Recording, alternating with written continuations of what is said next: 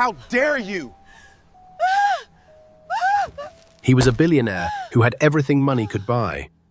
Power, respect, mansions, and expensive cars. But there was one thing he never had, a mother's love. And he didn't even know it. Because the woman he thought was dead was actually alive, suffering on the streets right outside his gate. Why would a father lie to his son about something so important? And how did one act of cruelty lead to the most shocking discovery of his life? But that's not all. What if I told you that someone close to him knew the truth all along and was using it to destroy him?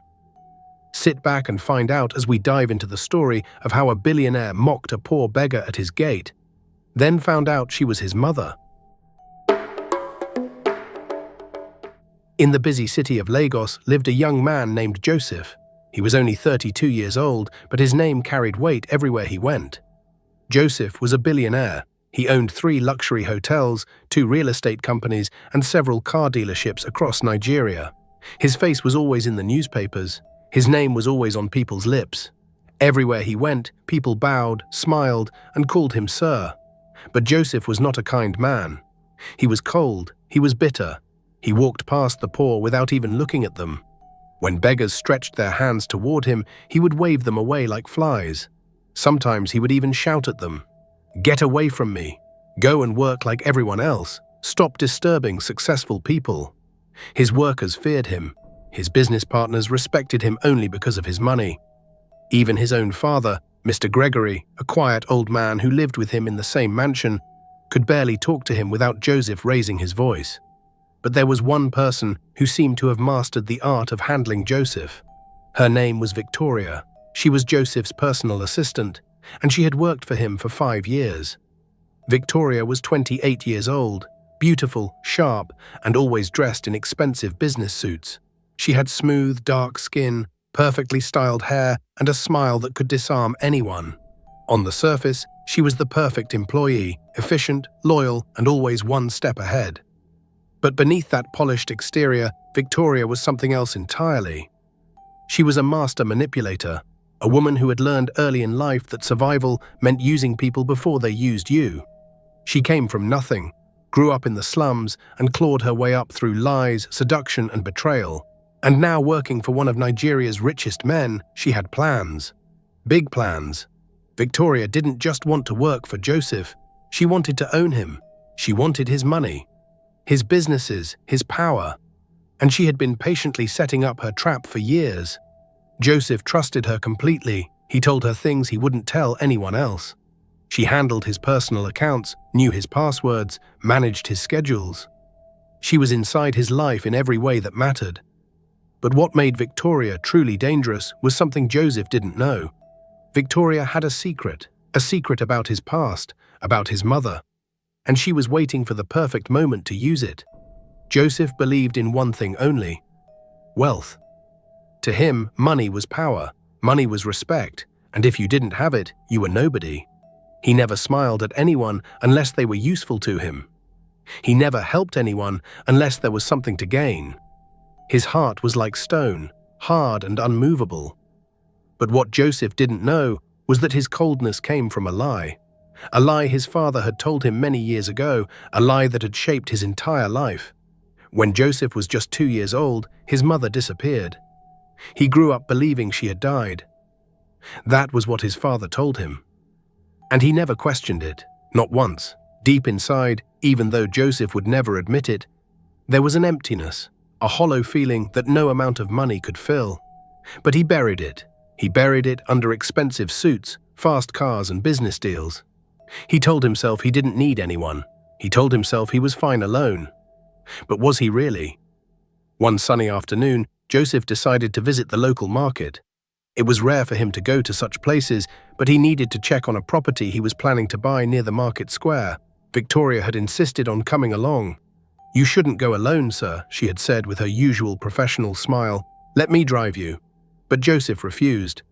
"I don't need a babysitter, Victoria." "I'll be fine." Victoria's smile didn't waver, but inside she was irritated. She didn't like when Joseph went places without her. It made her feel like she was losing control. Joseph wore an expensive suit. His presence stood out. People noticed him. They whispered. Some pointed. Joseph walked through the crowded market with his phone in one hand and a bottled water in the other. He stopped at a small stall to buy a pack of biscuits. He paid the seller, slipped his black wallet into his back pocket, and continued walking. But as he moved through the tight crowd, something fell. He didn't notice. It was his wallet. That wallet held everything important: his driver's license, his business cards, his ATM cards, and some cash. But Joseph kept walking, completely unaware. He got into his car, drove off, and went straight home. Hours later, as the sun was setting, Joseph sat in his large sitting room. He reached for his phone to make a call, then remembered he needed to check something in his wallet. He tapped his pocket. Nothing. He checked the other pocket. Still nothing. His face changed. He stood up quickly and searched his car keys, his bag, even the couch where he had been sitting. Still nothing. "Where is my wallet?" he said out loud, his voice sharp. Victoria, who had been working on her laptop in the adjacent office, heard him and came in quickly. "Is something wrong, sir?" "My wallet is missing," Joseph said, his jaw tightening. "I must have dropped it at the market." Victoria's eyes flickered with something unreadable. "Should I send someone to look for it?" "No," Joseph said firmly. "I'll go myself." He grabbed his car keys and drove back immediately. But by the time he got there, the market was almost empty. The stalls were closing. The lights were dim. He asked a few sellers if they had seen a wallet. They all shook their heads. Joseph's anger began to rise. He clenched his fists, got back into his car, and drove home in silence. His mind was already thinking the worst. Someone must have stolen it. What Joseph didn't know was that Victoria had been tracking his movements all day through an app she had secretly installed on his phone months ago. She knew he had gone to the market. She knew he had lost his wallet. And she was already forming a plan. That same afternoon, near the same market, an old woman sat on a torn mat by the roadside. Her name was Mercy. She was thin, her clothes were dirty and torn, and her hair was rough and uncombed. Mercy was a beggar. Every day, she would sit by the market and stretch out her hand, hoping someone would drop a few naira notes. Most people ignored her, some insulted her, others spat near her feet. But Mercy endured it all. She had no choice. Life had not been kind to her. Many years ago, she had a home. She had a husband. She even had a son, a beautiful baby boy with soft eyes and tiny fingers. But that life was taken from her. Her husband, Gregory, was a cruel man. He drank too much. He chased after other women, and when Mercy tried to talk to him, he would beat her. One night, after another round of drinking, Gregory came home angry. Mercy had asked him where he had been. That was all. But it was enough to make him explode. He grabbed her by the arm, dragged her to the door, and pushed her out into the street. "Get out of my house," he shouted. "You are useless. I don't want to see your face again." Mercy cried and begged, "Please, my son, let me take my son." But Gregory slammed the door in her face. She banged on it. She screamed, but no one opened it. From that night, Mercy never saw her son again. She had no family to run to, no relatives to help her. She had nothing. So she ended up on the streets. And for over 30 years, that was where she stayed. She tried many times to go back, to see her son, to hold him just once. But Gregory had moved to a different house. He had become wealthy over the years through business deals and smart investments. And every time Mercy tried to find him, she was turned away. Eventually, she gave up. She told herself that maybe her son had forgotten her. Maybe he was better off without her. But deep inside, her heart never stopped aching. Now, as Mercy sat by the market that evening, something shiny caught her eye. It was lying near a gutter, half covered by dirt. She stood up slowly, her bones aching, and walked over. She bent down and picked it up. It was a black wallet. Mercy opened it carefully. Inside were ATM cards, business cards, cash, and an ID card. Her hands began to shake. She looked at the name on the card, Joseph Gregory. Her breath stopped. Gregory. That was her husband's name. Could this be? She looked at the business card. There was an address printed on it. Mercy's heart pounded in her chest. She didn't know if this Joseph was related to her husband. But the name was too familiar. She had to know. She had to return this wallet. Maybe, just maybe, she would find answers. But Mercy wasn't alone in that moment. Across the street, hidden in the shadows of a closed shop, someone was watching. It was Victoria.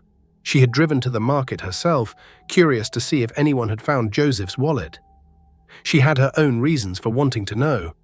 And when she saw the old beggar pick up the wallet, Victoria's mind began to race. She watched as Mercy examined the wallet. She watched as the old woman's face changed. She saw the tears. She saw the trembling hands.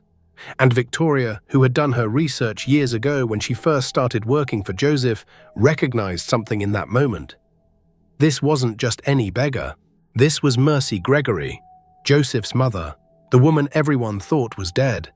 Victoria had discovered the truth about Mercy 2 years ago while going through some of Mr. Gregory's old documents that Joseph had asked her to organize.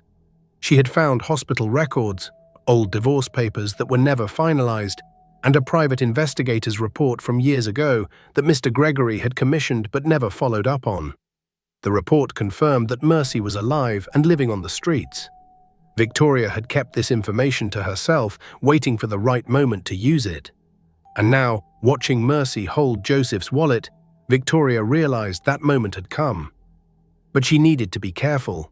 She needed to control how and when this information came out, because if used correctly, this secret could give her everything she wanted. Victoria made a decision. She wouldn't interfere, not yet. She would let Mercy return the wallet. She would let Joseph react, and then, when the time was right, she would strike. The next morning, Mercy woke up early. She wrapped the wallet carefully in a piece of cloth and held it close to her chest. She asked for directions and began the long walk to the address written on the card. It took her over 2 hours. Her feet were sore, her body was weak, but she kept walking. When she finally reached the place, her eyes widened. It was a mansion, a huge, beautiful mansion with tall gates, neat flowers, and security guards standing outside. Mercy stood there for a moment, staring. Then she walked slowly toward the gate. One of the guards saw her coming and immediately stepped forward. "Hey, stop there," he said firmly. "What do you want?" Mercy's voice was soft and humble. "Please, sir. I found a wallet. It belongs to someone in this house. I want to return it." The guard looked her up and down with disgust. "A beggar like you found a wallet," he said, laughing. "You probably stole it." Mercy shook her head quickly. "No, sir. I didn't steal it. I found it near the market. Please, just let me give it back."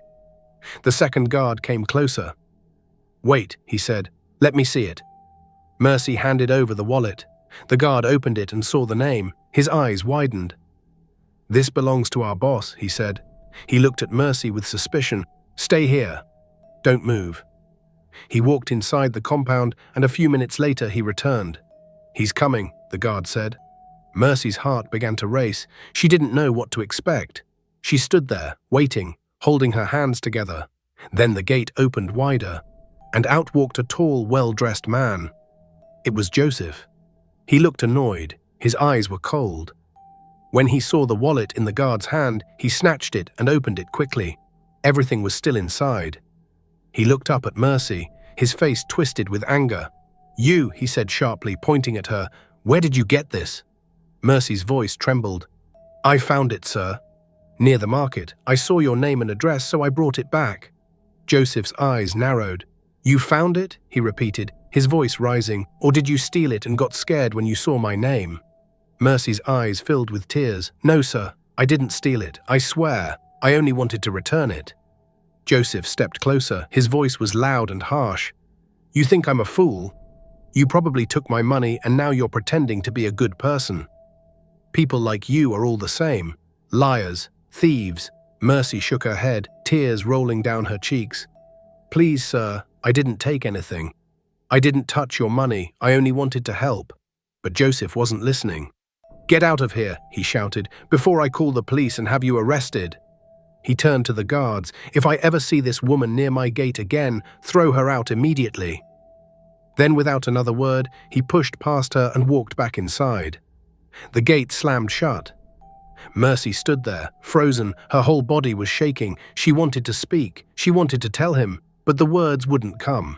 Slowly, she turned and walked away, her head down, her heart broken. From the second-floor window of the mansion, Victoria watched everything. She had arrived just in time to see the confrontation, and she smiled, a cold, calculating smile. Everything was going exactly as she hoped. Mercy walked for a long time without knowing where she was going. Her legs felt heavy. Her chest felt tight. She found a quiet corner under a bridge and sat down. She pulled her knees to her chest and cried. She cried for the son she lost. She cried for the life that was stolen from her. And she cried because even after all these years, the pain was still fresh. As she sat there, her mind drifted back to the days when she had a home, back to when she held her baby boy in her arms and sang him to sleep. She remembered his tiny fingers wrapping around hers. She remembered his soft giggles. She remembered how she used to kiss his forehead every night and whisper, "Mommy loves you." But then the memories turned dark. She remembered the beatings. She remembered her husband's angry voice. She remembered the night he threw her out and took her son away. She remembered standing outside the door, crying, begging, but no one came. And she remembered the years that followed, the cold nights on the street, the hunger, the shame, the loneliness. Mercy wiped her face with the edge of her torn wrapper. "Maybe he doesn't know," she whispered to herself. "Maybe Gregory never told him. Maybe my son thinks I'm dead." The thought gave her a strange mix of pain and hope. She closed her eyes and prayed silently. "God, if he is my son, please let him know the truth one day. Let him know I never stopped loving him." Back at the mansion, Joseph sat in his study. He was going through some documents, but his mind kept drifting. He couldn't focus. Something about that old woman bothered him, not because he felt guilty. Number. Joseph didn't do guilt, but something about her face, something about the way she looked at him. It felt familiar. He shook his head and tried to push the thought away. Victoria knocked on his door and entered with a cup of coffee. "You seem distracted, sir," she said sweetly, placing the cup on his desk. "I'm fine," Joseph said curtly. "Was it about that beggar woman?" Victoria asked, her voice concerned. "The one who returned your wallet?" Joseph looked at her sharply. "How do you know about that?" Victoria didn't miss a beat. "The guards told me, sir. They said you were quite upset." She paused. "You know, I've been thinking. Maybe you were too hard on her. She did return your wallet. Everything was still inside, wasn't it?" Joseph's jaw tightened. "That's not the point. People like that are always looking for something. Maybe she wanted a reward. Maybe she wanted to get close to me for some reason." Victoria nodded slowly, as if considering his words. "You're probably right, sir. You can never be too careful." But inside she was planting seeds. Seeds of doubt. Seeds that would grow. Days passed. Joseph went back to his usual routine. Business meetings, phone calls, deals, and more money. But late at night, when the house was quiet, that strange feeling would return. He would lie in bed, staring at the ceiling, and for some reason, he would think about the old beggar. During this time, Victoria was busy. She started making subtle changes in Joseph's life. She recommended a new accountant, someone she secretly had connections with. She suggested Joseph invest in certain properties that would benefit her own hidden portfolio. She was slowly tightening her grip, preparing for the moment when she would make her final move. She also started visiting Mr. Gregory more often. The old man was lonely, and Victoria knew how to be charming when she needed to be. She would bring him tea, sit with him, listen to his stories. And slowly, carefully, she started asking questions about the past, about his wife, about what really happened. One afternoon, as Victoria sat with Mr. Gregory in the garden, she brought up the topic carefully.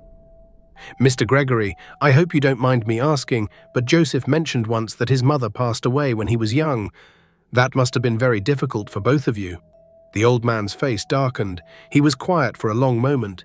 Then he spoke, his voice heavy with regret. "I told him she died." "But that wasn't true." Victoria leaned forward, feigning surprise. "What do you mean, sir?" Mr. Gregory looked at her, and for the first time, someone saw the guilt in his eyes. "I threw her out. I was a fool. I was angry all the time, drinking, running around with other women. Mercy was a good woman, but I didn't appreciate her. One night I threw her out and kept my son. I told Joseph she died because I didn't want him to hate me." Victoria's heart raced, but her face remained sympathetic. "That must weigh heavily on you." "Every day," the old man whispered. "Every single day. I tried to find her years ago, hired someone to look. But when I heard she was living on the streets, I couldn't face her. I couldn't face what I had done. So I did nothing." Victoria touched his hand gently. "These things happen, Mr. Gregory. We all make mistakes." But inside she was celebrating. This was even better than she thought. The old man's guilt would make him easy to manipulate. Over the next few days, Victoria began her next phase. She started leaving subtle hints around the house. An old photograph here, a document there. Things that would make Joseph curious. Things that would make him start asking questions. One evening, Joseph decided to go into the storage room. He was looking for some old files his father had kept. As he searched through dusty boxes, he found an old brown envelope. He opened it. Inside were photographs, old photographs. He pulled them out one by one. Most of them were of his father when he was younger. But then Joseph froze. One photograph showed a young woman holding a baby. The woman was smiling. She looked happy. The baby in her arms was wrapped in a small blanket. Joseph turned the photo over. On the back, in faded handwriting, it said, "Mercy and Joseph, 1993. Joseph's heart skipped. He looked at the photo again. The woman, her eyes, her face. He had seen that face before, recently. His hands began to shake. He stared at the photo for a long time. Then it hit him like a wave. The old beggar, the one he had shouted at, the one he had pushed away. She looked just like the woman in the photo. "No," Joseph whispered. "It can't be." But the resemblance was too strong. Before we go any further, take a second to subscribe to the channel, because what happens next will change everything you thought you knew about this story. His mind started racing. His father had always told him his mother died when he was young, but what if that was a lie? What if she didn't die? What if she was alive all this time? Joseph stormed out of the storage room and went straight to his father's bedroom. He knocked hard on the door. "Dad, open the door."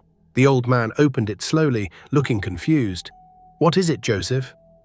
"It's late." Joseph held up the photograph. "Who is this woman?" he demanded. Mr. Gregory's face went pale. He looked at the photo, then at his son. "Where did you find that?" he asked quietly. "Answer me," Joseph shouted. "Who is she?" The old man sighed and turned away. "That's your mother," he said softly. Joseph's chest tightened. "You told me she was dead." Mr. Gregory didn't respond. He just stood there, his back facing Joseph. "Dad, I'm asking you a question. Is my mother dead or not?" The old man's voice was low and heavy. "I don't know." Joseph stepped closer. "What do you mean you don't know? You threw her out, didn't you?" Mr. Gregory slowly turned around. His eyes were tired. "Yes," he admitted. "I threw her out. She was weak. She was always crying. I didn't want her around anymore. So I sent her away and kept you." Joseph felt like the ground was shaking under his feet. "And you told me she was dead?" His voice cracked. "You lied to me my whole life." The old man said nothing. Joseph's hands were trembling. He looked at his father with a mixture of anger and heartbreak. "Do you have any idea what you've done?" he whispered. Without waiting for an answer, Joseph turned and left the room. He went back to his own room, locked the door, and sat on the edge of his bed. His mind was spinning. He looked at the photograph again. His mother. She was alive, and if the old beggar was her, then he had shouted at his own mother. He had insulted her. He had pushed her away.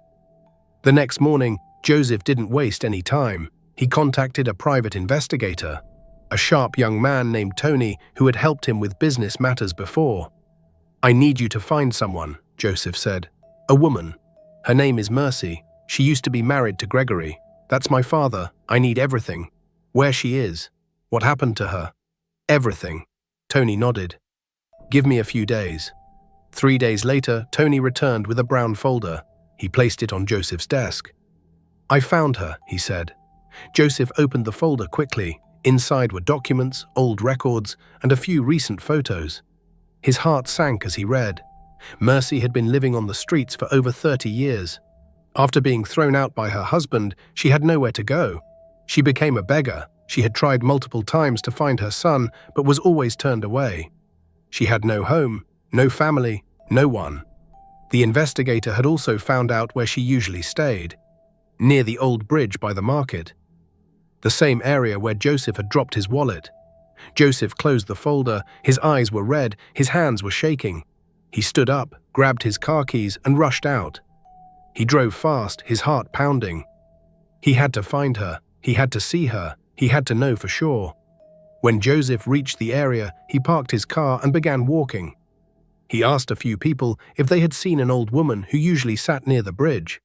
One woman pointed toward a corner. "She used to sit there," the woman said, "but I haven't seen her in 2 days."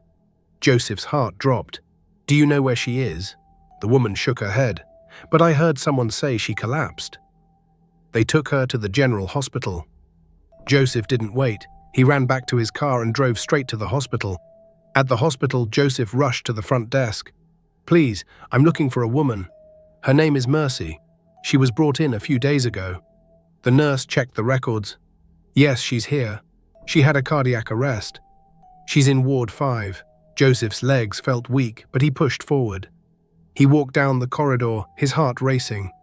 When he reached Ward 5, he stopped at the door.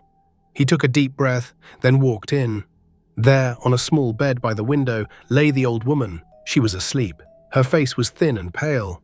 But it was her. Joseph knew it. He walked closer slowly, his eyes filling with tears. He sat down on the chair beside the bed and just stared at her. This was his mother, the woman who gave birth to him, the woman who loved him, the woman he had shouted at and pushed away. Joseph covered his face with his hands and wept. A few minutes later, Mercy's eyes slowly opened. She blinked a few times, confused. Then she turned her head and saw him. Joseph. The young man from the gate, her breath caught. "Sir," she whispered weakly. Joseph quickly wiped his face and leaned forward. "Please," he said, his voice breaking. "Don't call me sir." Mercy looked at him, confused. Joseph reached out and gently held her hand. "I know who you are," he said softly. "You're my mother." Mercy's eyes widened. Tears began to roll down her cheeks. You know," she whispered. Joseph nodded, his own tears falling. "Yes. I know everything. I know what my father did. I know how you suffered. And I know I shouted at you. I pushed you. I treated you like you were nothing." His voice cracked. "I'm so sorry, Mom. I'm so sorry." Mercy shook her head slowly. "No, my son. You didn't know. You didn't know." Joseph held her hand tighter. "But I should have listened. I should have seen. I was so blind, so cold, so cruel." He looked into her eyes. "Please forgive me." Mercy smiled through her tears. "I forgave you the moment I saw your face," she said. "You are my son. I could never be angry with you." Joseph broke down completely. He rested his head on her hand and cried like a child. Mercy, weak as she was, gently placed her other hand on his head. "It's okay," she whispered. "It's okay, my son. I'm here now." For the next few days, Joseph stayed by his mother's side. He barely left the hospital. He made sure she had the best doctors, the best treatment, everything she needed. And slowly, Mercy began to recover. During this time, Victoria made her move. She had been preparing for this moment for years, and now everything was in place. While Joseph was distracted with his mother, Victoria began transferring funds from Joseph's business accounts into offshore accounts she controlled. She used the access codes she had collected over the years. She forged signatures on documents that transferred several properties into her name. She worked quickly and carefully, knowing she had a limited window. But Victoria made one mistake. She underestimated Mr. Gregory. The old man, consumed with guilt over what he had done to Mercy, had been paying more attention than anyone realized. He noticed Victoria's frequent visits to Joseph's office when Joseph wasn't there. He noticed her making private phone calls, and one night, unable to sleep, he walked past her office and saw her working on documents late at night. Suspicious, Mr. Gregory did something he hadn't done in years.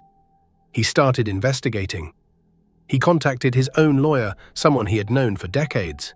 And what they discovered shocked him. Victoria had been systematically stealing from his son, millions of naira. Properties, investments, all being funneled into accounts under different names.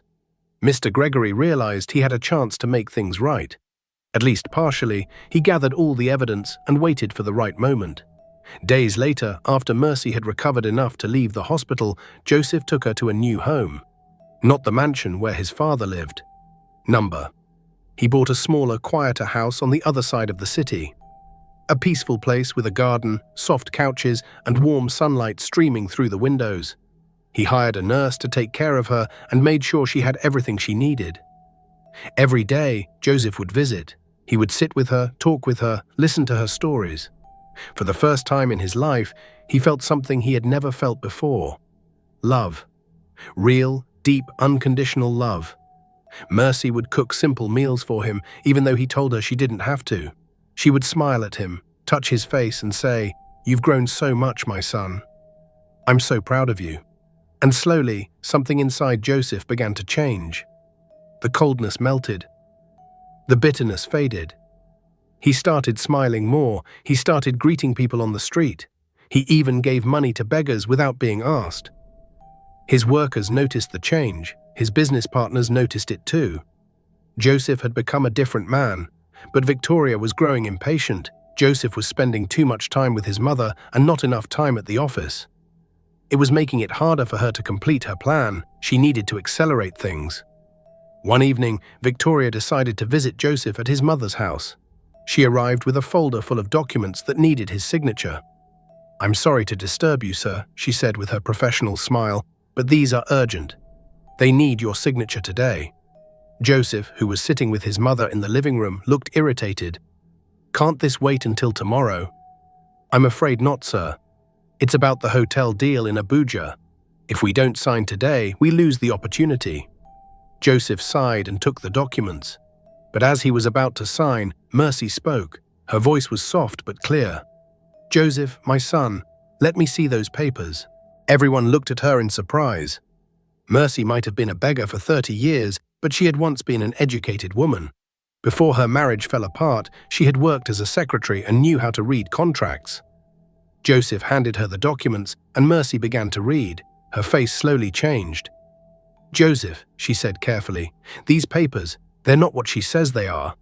This isn't about a hotel deal. These are transfer documents. If you sign these, you'll be transferring 3 of your properties into her name." The room went silent. Joseph snatched the documents back and read them again, this time carefully. His face went dark. He looked up at Victoria, his eyes cold with fury. "What is this?" Victoria's mask finally slipped. For a moment, real fear showed in her eyes. Then she laughed, a cold, bitter laugh. "You really are a fool, aren't you?" she said, her voice now sharp and venomous. "I've been stealing from you for 2 years, and you never noticed. You trusted me with everything, your passwords, your accounts, your businesses. You made it so easy." Joseph stood up slowly, his fists clenched. "How much?" Victoria smiled cruelly. "More than you can imagine. Enough to set me up for life. And you know what the beautiful part is? There's nothing you can do about it. I've covered my tracks too well. I have documentation showing you authorized every transfer. I have emails, signatures, everything. If you try to come after me, I'll destroy you in court." Joseph felt like the ground was falling away beneath him. Everything he had built, everything he had worked for, had been stolen by someone he trusted completely. But then the door opened. Mr. Gregory walked in, followed by 2 police officers and a lawyer. The old man looked at Victoria with cold eyes. "I don't think so," he said quietly. Victoria's face went pale. What is this?" Mr. Gregory held up a file. Evidence, real evidence, bank records, email trails, recorded phone calls, everything that proves what you've really been doing.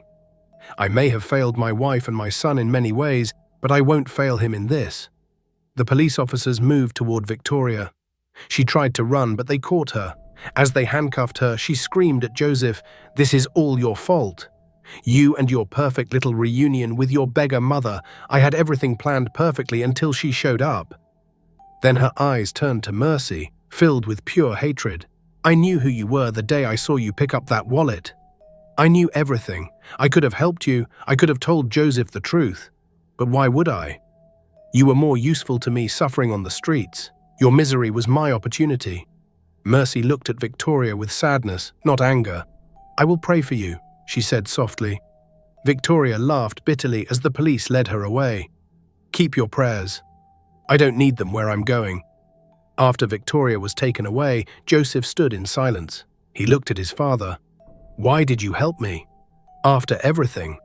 Mr. Gregory's voice was heavy with emotion.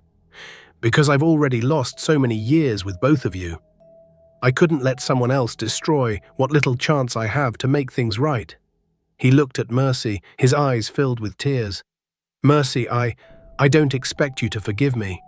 I don't deserve it, but I want you to know that not a day has gone by when I haven't regretted what I did. Mercy was quiet for a long moment, then she spoke, her voice gentle but firm. Gregory, what you did to me changed my entire life. You took away my son, you took away my home, you took away everything. I spent 30 years on the streets, hungry, cold, and alone. Do you know what that feels like? The old man's shoulders shook. No, I don't. And I'm so sorry. I suffered, Mercy continued. I cried every night for my son. I wondered if he was eating well, if he was happy, if he even remembered me. And all that time, you were living in comfort, lying to him, making him believe I was dead. She paused. But I also learned something on those streets. I learned that bitterness only destroys the person carrying it. I learned that holding on to hate is like drinking poison and expecting the other person to die. She looked at Mr. Gregory directly. I forgive you, Gregory. Not because you deserve it, but because I deserve peace, and I can't have peace while holding on to anger. Mr. Gregory broke down completely. He fell to his knees and wept like a child. Joseph watched this scene, feeling emotions he had never felt before: pain, compassion, understanding. His mother, who had every right to be vengeful, had chosen forgiveness instead. And in that moment, something shifted in Joseph's heart. Over the next few weeks, the full extent of Victoria's crimes came to light. She had stolen over 200 million naira from Joseph's accounts. She had transferred ownership of 5 properties. She had even taken out loans using his name and businesses as collateral. The legal battle was long and exhausting, but with the evidence Mr. Gregory had gathered, most of Joseph's assets were recovered. Victoria was sentenced to 15 years in prison for fraud, theft, and forgery. During one of the court hearings, Joseph came face to face with Victoria one last time. She looked different now. Her expensive clothes were gone. Her perfectly styled hair was now plain. Her confident smile had been replaced with bitterness. I hope you're happy, she said to Joseph as the guards prepared to take her away. You got your mother back. You got your money back. You got everything. Joseph looked at her with sadness, not anger. Victoria, I'm not happy that you're going to prison. I'm sad. Sad that you had so much potential and wasted it on greed.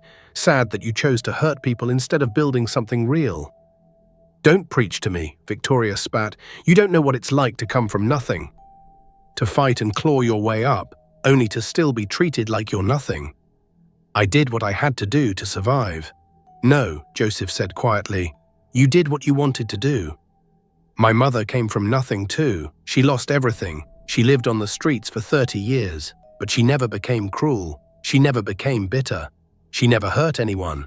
You didn't steal because you had to. You stole because you wanted to. Victoria had no response to that. As the guards led her away, she looked back one last time, and for just a moment, Joseph saw something in her eyes. Not anger, not hatred, but regret. Real, deep regret. Then she was gone. Life slowly returned to normal, but it was a different kind of normal. Joseph moved his mother into a beautiful apartment closer to his mansion. He visited her every single day, sometimes twice a day. They would sit together for hours, just talking. Mercy would tell him stories about when he was a baby, about the songs she used to sing to him, about how he would giggle when she tickled his feet.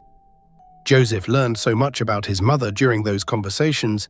He learned that she loved to read, so he bought her hundreds of books. He learned that she used to paint before her marriage fell apart, so he set up an art studio in her apartment.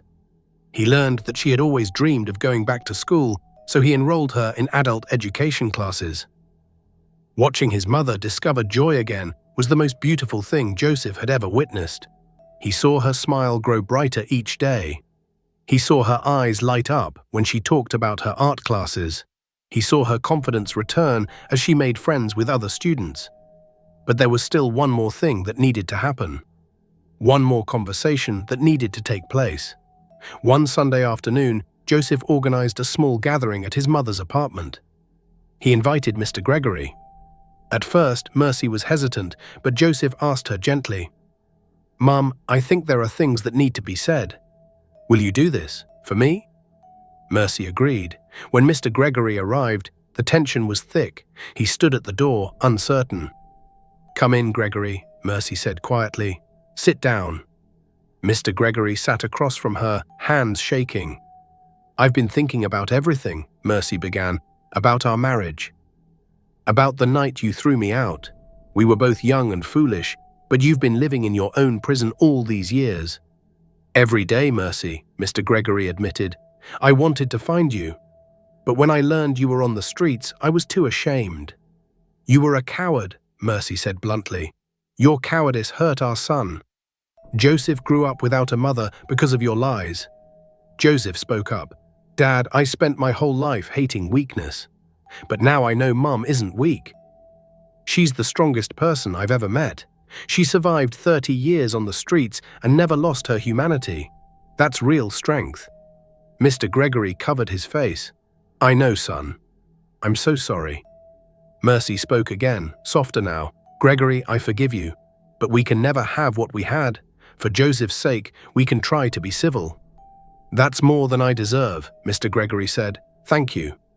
As months passed, Mr. Gregory kept his distance but showed respect. He funded a charity in Mercy's name. Mercy blossomed, teaching art to underprivileged children. Joseph used his wealth differently, building housing for the poor and funding scholarships. His businesses thrived because people respected his character now. Joseph's mother's suffering had become a catalyst for change. People treated the homeless differently, with more compassion. One evening, Joseph stood watching his mother laugh with people. He thought about Victoria in prison, his father trying to make amends, and the cold man he used to be. He realized this was the true meaning of wealth. Not money, but relationships, love, and compassion. 3 years after their reunion, Mercy fell ill. Despite the best medical care, there wasn't much time left. Joseph was devastated. He spent every moment by her bedside. "I got to see my son again," Mercy said weakly. "I got to know him. That's more than I hoped for." 3 years isn't enough," Joseph said, voice breaking. "We lost 30 years. Mercy smiled gently. "It's not about quantity. It's about quality. These 3 years have been the happiest of my life." On her last day, Mercy gathered everyone important to her. "Life will hurt you," she said, voice weak but clear. "But the question is, what you do with what life gives you. I lost everything, but chose to keep loving. And in the end, I got back more than I lost." She reached for Joseph's hand. "Promise me you'll keep being kind, keep helping people. That's the only thing that matters." "I promise, Mum," Joseph said through tears. Mercy looked at Mr. Gregory. "Stop carrying the guilt. I've forgiven you. Now forgive yourself." Then Mercy closed her eyes. "I'm tired now. I'm ready to rest." With her son holding her hand, Mercy took her last breath. She died with a smile on her face. The funeral was the largest Lagos had seen. Thousands came because Mercy had touched them all. Joseph gave the eulogy, speaking about his mother's strength and the lesson she taught him, that true wealth isn't measured in money, but in love and impact. Years later, Joseph erected a statue in the market square where his mother used to beg. The plaque read, "Mercy Gregory." She had nothing, yet she gave everything. Beneath it, Joseph built the Mercy Gregory Center for the homeless, providing food, shelter, medical care, and job training. Joseph continued his mother's work for the rest of his life. He never forgot the lesson he learned the day he mocked a poor beggar at his gate and then found out she was his mother. Every person has a story. Every person has value. Every person deserves respect. And whenever someone asked about his success, Joseph would say, I'm successful because of what my mother taught me, that the only wealth worth having is the wealth you can give away. Thank you so much for watching this story all the way to the end. If this story touched your heart, please drop a comment below and let me know what you think. Also, don't forget to subscribe to this channel and turn on the notification bell so you never miss another powerful story like this. Thank you once again for watching, and I'll see you in the next one.